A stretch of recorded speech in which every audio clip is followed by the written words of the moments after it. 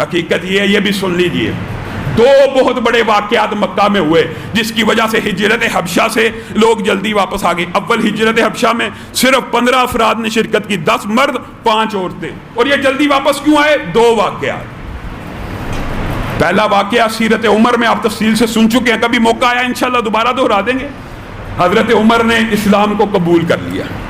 جب حضرت عمر جیسے جری انسان نے اسلام کو قبول کیا اور حکمت عملی کیا اختیار کی، کہا کون ہے قریش میں سے جو سب سے زیادہ باتوں کو پھیلاتا ہے، تشہیر کرتا ہے، جس کو آج کل آپ CNN ریڈیو کہتے ہیں، کوئی بندے کے نام رکھے ہوتے ہیں، مطلب سب سے زیادہ تشہیر کرنے والا۔ کہا جمیل جمحی، وہ بڑی باتوں کو پھیلاتا ہے۔ عمر اس کے پاس گئے، کہا میں تجھے ایک بات بتانا چاہتا ہوں راز کی۔ ہاں میں نے اسلام قبول کر لیا، جان بوجھ کے کہ یہ جائے گا سب سے پہلے اعلان کرے گا۔ وہی ہوا، جمیل گیا خانہ کعبہ میں، کہا عمر معاذ اللہ بے دین ہو گئے۔ عمر ساتھ ہی پیچھے آ رہے تھے، ان کو پتا تھا اس بندے نے بات کی تشہیر کرنی ہے۔ کہا بلکہ میں نے اسلام کو قبول کیا۔ لڑائی ہوئی، لمبا چوڑا واقعہ۔ حضرت عمر شام تک دوپہر سے شروع ہوئے ان سے جھگڑتے رہے، لڑتے رہے، حتیٰ کہ یہ کہہ اٹھے، یہ ان کی ذہانت اور فطانت کا معیار تھا۔ کیا کہا؟ اللہ کی قسم جس دن صرف ہم 300 ہو گئے نا، 300، حضرت عمر نے اس وقت کہہ دیا تھا، اور حضرت عمر کو اسی لیے کہا گیا ہے کہ محدث اللہ کی طرف سے ان کے اوپر یہ انعامات ہے کہ جو رائے رکھتے ہیں اللہ تعالیٰ اس کی تائید فرماتا ہے۔ کہا اگر ہم صرف 300 ہو گئے نا تو تمہاری جرت نہیں ہوگی کسی کے اوپر ہاتھ اٹھانے کی۔ حضرت عمر کا اسلام قبول کرنا ایسا تھا کہ خانہ کعبہ میں اعلان کیا، اور حضرت عمر صحابہ کو کہہ رہے ہیں آؤ میرے ساتھ خانہ کعبہ نماز پڑھتے ہیں، ان کی ایسی کی تیسی دیکھی جائے گی۔ یہ جرت، یہ بات پھیل گئی، عمر نے اسلام قبول کیا۔ پھر دوسرا مشہور واقعہ کیا ہوا؟ حقیقت میں یہ ہجرتوں سے واپسی کے جو اسباب ہیں ان میں یہ دو واقعات شامل ہیں، اور مسلمانوں کی قوت اور مضبوطی کا کچھ جو مکہ میں اثر ہوا ان دو واقعات سے ہوا۔ دوسرا واقعہ، رسول اللہ صلی اللہ علیہ وسلم کو ابو جہل نے گالی نکال دی، اور بڑی بری گالی نکالی خاندان کو، اور ساتھ ایک پتھر مارا۔ نبی کریم صلی اللہ علیہ وسلم کے ماتھے سے خون کا فوارہ چھوٹا۔ رسول اللہ صلی اللہ علیہ وسلم نے جو اذیتیں دین کے لیے صحیح ہیں وہ امتی اس کا تصور بھی نہیں کر سکتے۔ انشاءاللہ سیرت کے آگے ابواب میں بھی پہلے بھی آپ کے سامنے رکھی ہیں، جا کے تذکرہ ہوگا۔ یہ واقعہ دیکھیے، قبائلی اور خاندانی عصبیت کئی مرتبہ کس طرح جاگتی ہے کہ کسی جلیل القدر بندے کی ہدایت کا سبب بن جاتی ہے۔ ابو جہل نے پتھر مارا، خون کا فوارہ پھوٹا۔ حضرت حمزہ کی عادت تھی، شکار پہ جاتے تھے، جوان تھے، جری تھے، شام کو آتے تھے، طواف کیا کرتے تھے خانہ کعبہ کا۔ اب واپس آ رہے ہیں شکار سے، ان کو اطلاع دی کہ آپ کے بھتیجے کے سر کے اوپر ابو جہل نے پتھر مارا، خون کا فوارہ پھوٹا ہے۔ اچھا، اور اس نے یہ گالی نکالی ہے۔ گالی سنی، وہ خاندان تو ایک تھا، ابا و اجداد تو ایک تھے، ایک دم حمیت بیدار ہوئی، ابو جہل کے سامنے پہنچے اور کہا کیا تو نے یہ گالی دی ہے؟ جی میں نے یہ گالی دی۔ ابو جہل کہتا ہے کمان اٹھائی، اس کے سر کے اوپر ماری، کہا میں رسول اللہ صلی اللہ علیہ وسلم کے اوپر ایمان لے کے آتا ہوں۔ ابھی عصبیت ہے، ایمان حقیقی اور ہوتا ہے، اور ایک دم غصے میں آ کر ایمان کو قبول کیا، سر کے اوپر کمان ماری۔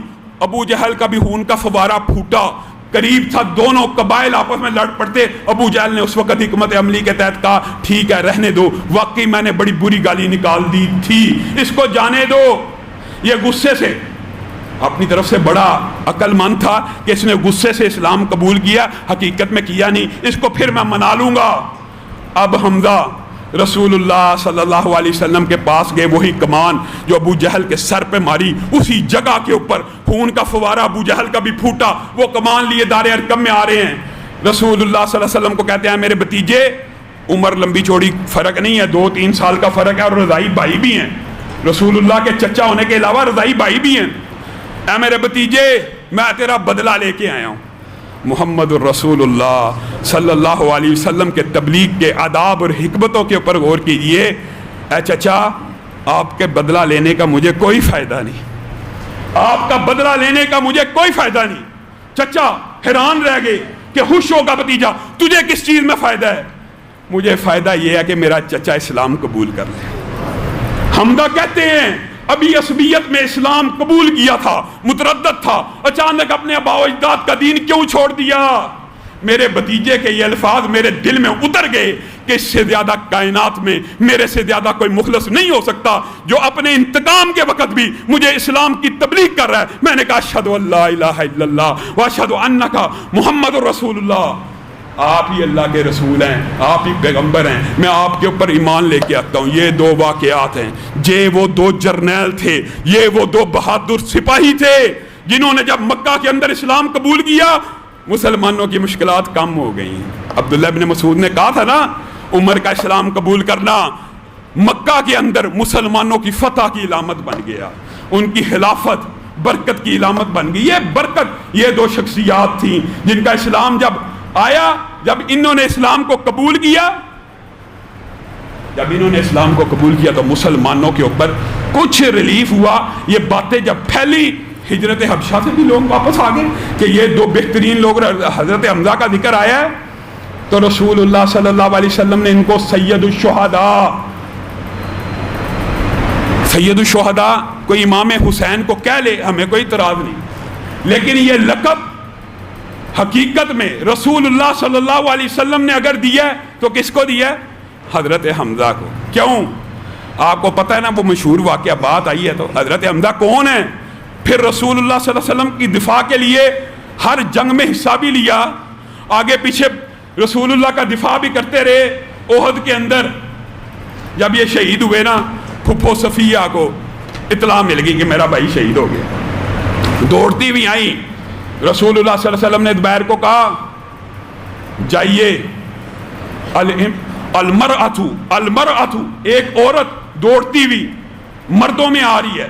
اس کے بھی محدثین نے دو معنی بیان کیے ہیں، ایک یہ کہ عورت کو اس وقت بھی غیر محرموں سے اجتناب کرنا چاہیے، حالت جنگ کے اندر بھی، کہ ادا کٹے پھٹے ہیں کہیں بے پردگی نہ ہو جائے، اور دوسری حکمت یہ بیان کی عورت ہے آ کے کہیں نوحہ نہ کرے۔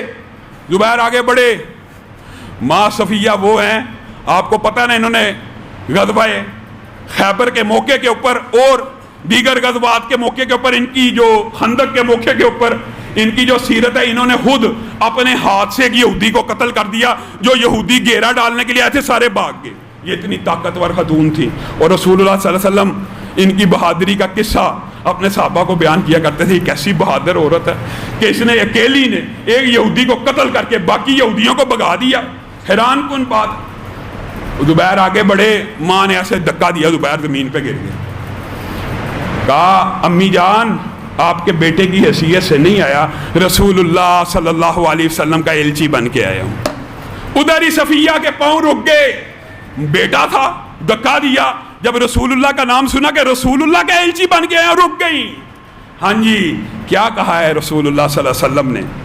ساری بات مشہور واقعہ، اپنے بھائی کے جسم کو دیکھا رسول اللہ صلی اللہ علیہ وسلم کی اجازت سے، اور الفاظ کہے، رسول اللہ کو خطرہ تھا نوحہ ہوگا، بین ہوگا، کہیں ایسی کوئی بات نہ ہو جائے۔ الفاظ کے کو کیا کہے، اللہ میری خوش قسمتی اور میرے بھائی کی خوش نصیبی کا کیا کہنا، لوگ کل قیامت کے دن آئیں گے، کوئی گردن کٹا کے آئے گا، کوئی جسم کا کوئی حصہ کٹا کے آئے گا، میرا بھیا حمزہ آئے گا، وہ آپ کی بارگاہ میں آ کے کہے گا اے رب میں نے تیرے لیے اپنے انگ انگ کو کٹا دیا۔ یہ الفاظ کے لوگ حیران و ششدر رہ گئے، کیسی صابرہ خاتون ہے۔ یہ ایک لمبا چوڑا باب ہے، اس کے اندر سے بھی بہت سے محدثین نے عبرتیں اور نصیحتیں جو پکڑی ہیں، کبھی موقع آیا انشاءاللہ اس کے حوالے سے بھی گفتگو کریں۔